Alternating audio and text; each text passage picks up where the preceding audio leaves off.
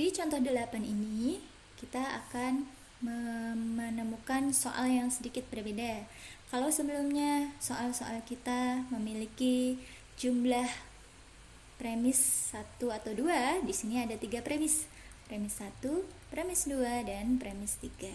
Jadi kita tulis terlebih dahulu ketiga premisnya. Semua X, AX, maka terdapat X, BX. Nah, ini juga sama seperti tadi. Dalam satu buah pernyataan, dalam satu buah premis ini memiliki kuantor yang berbeda-beda. Ini sisi kiri, ini sisi kanan. Sehingga X yang ada di sini belum tentu sama dengan X yang ada di sini. Kemudian kita tulis premis 2-nya, semua X, CX, atau negasi terdapat X, negasi AX. Ini adalah premis 2. Kemudian premis 3-nya adalah semua X negasi BX. Ini premis 3.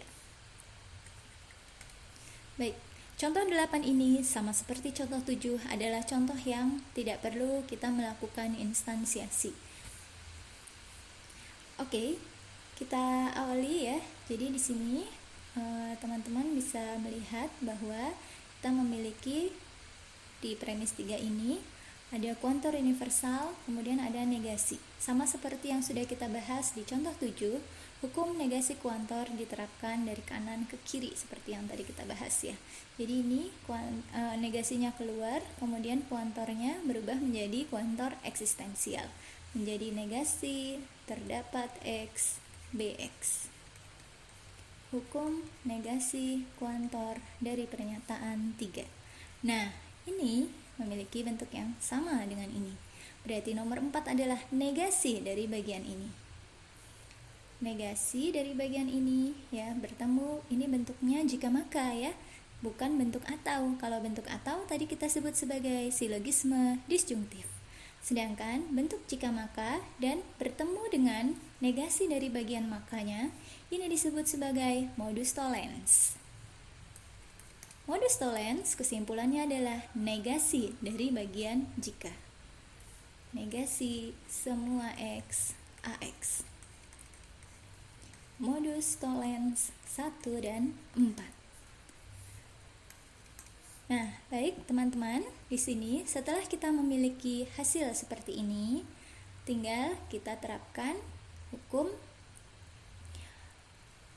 negasi kuantor ya. Jadi kita bisa masukkan di sini kuantornya menjadi terdapat X negasi AX. Hukum negasi kuantor dari pernyataan 5. Nah, setelah mendapatkan hasil seperti ini, perhatikan bahwa ini dan ini ya.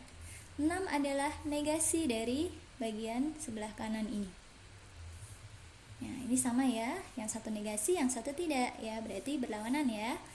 Artinya, kalau di sini menggunakan atau, ini namanya aturan apa yang digunakan? Sudah kita gunakan juga sebelumnya, yaitu silogisme disjungtif. Silogisme disjungtif kesimpulannya adalah bagian ini.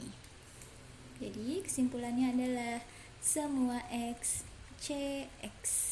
Silogisme disjungtif dari 2 dan 6.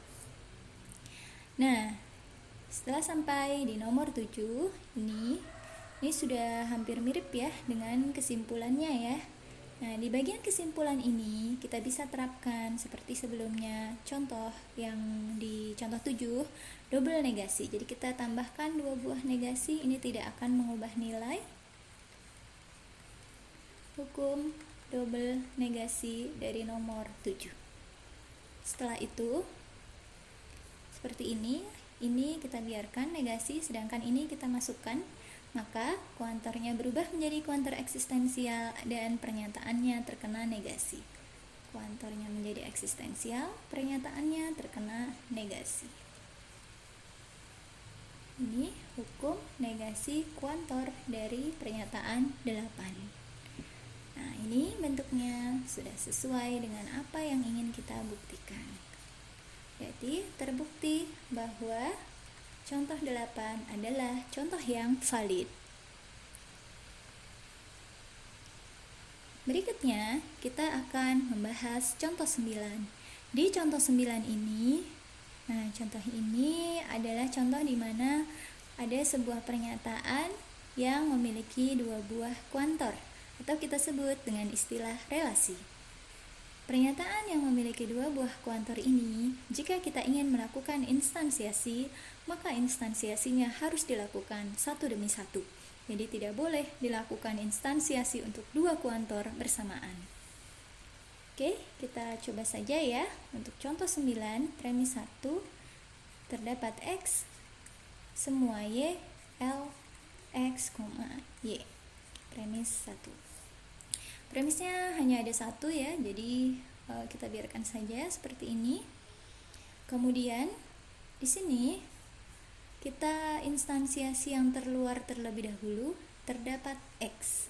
Nah, di sini terdapat X, kita gunakan individu, misalnya kita sebut saja individunya adalah individu B misalnya ya, sehingga menjadi hasilnya semua Y B, Y. Jadi kita instansiasi satu demi satu ya, instansiasi eksistensial dari nomor 1.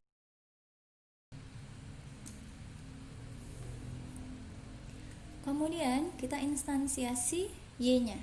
Ya, kita ganti, kita sesuaikan dengan apa yang ingin kita tuju di kesimpulan.